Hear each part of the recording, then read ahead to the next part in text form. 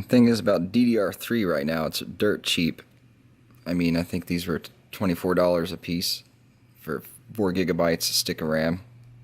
And of course, this wasn't the lowest end RAM I could get, but I spent just a few dollars more to get something a little more power to it. But yes, you do want to be careful opening the packages so the damn thing doesn't go flying everywhere. All right. Make sure the tabs are out. There's only a tab on one side, DDR3. Some motherboards might be different, but you just put quite a bit of, make sure this is all the way down on this side, a little bit of pressure there, and it takes quite a little bit of pressure to get the RAM completely in.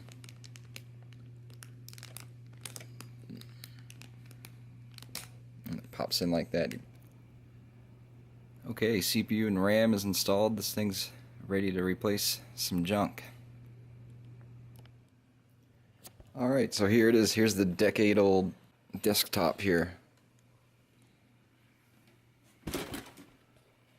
It was actually originally a Hewlett-Packard, but it's been refurbished and debadged. That's why there's these weird stickers on them. I'm just using it for the case.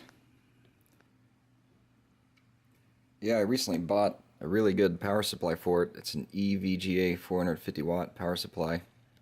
It's one of the trusted brands of power supplies. When you're getting a power supply, you really want to go with the trusted name brand. All you have to do is look up trusted name brands of power supplies, and there's a list of usually about 15 brand names you can buy that won't blow everything up. Yeah, I bought the power supply.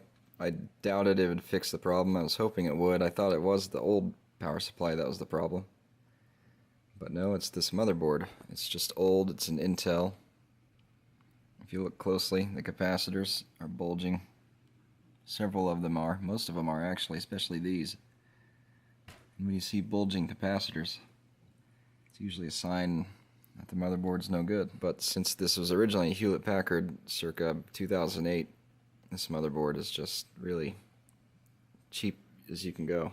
So basically you just remove the screws here. This one happens to be a Torx bit. Of course you want to remove all your power supply connections. Alright, the old motherboard's out. Time to put the new one in. Because this used to be a Hewlett-Packard, I might run into problems when it comes to the power switch and the USB connections on the front, due to the fact that this is an old case. When you're installing the new motherboard, you can actually grab it by the heatsink and fan to put it in.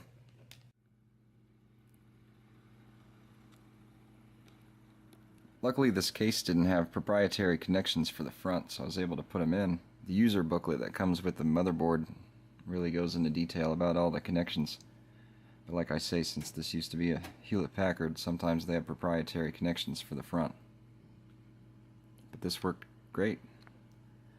A good case can cost you anywhere from $50 to $100, so when you can reuse an old case, it saves you money.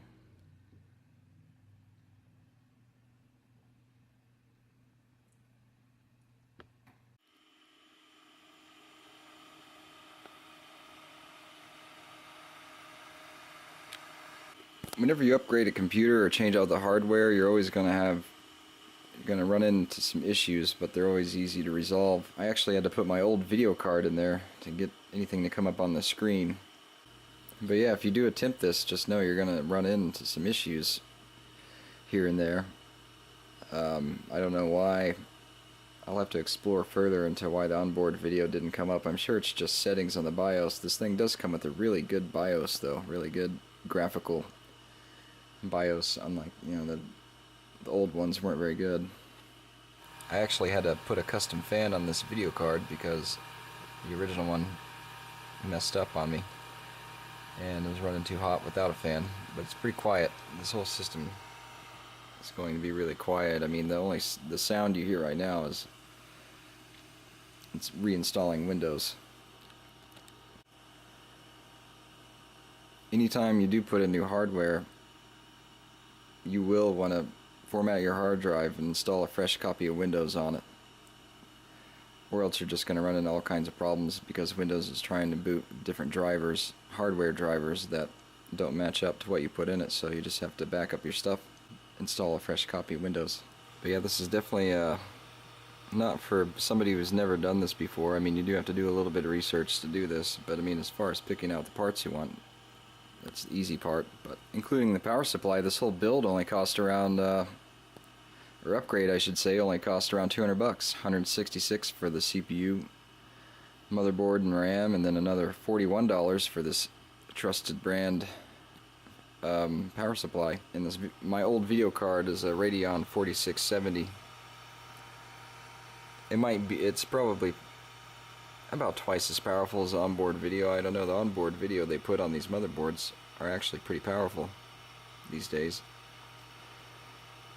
So I'll just what you can do is you look up hardware charts and they tell you the differences between performance, various performance including onboard and aftermarket video cards.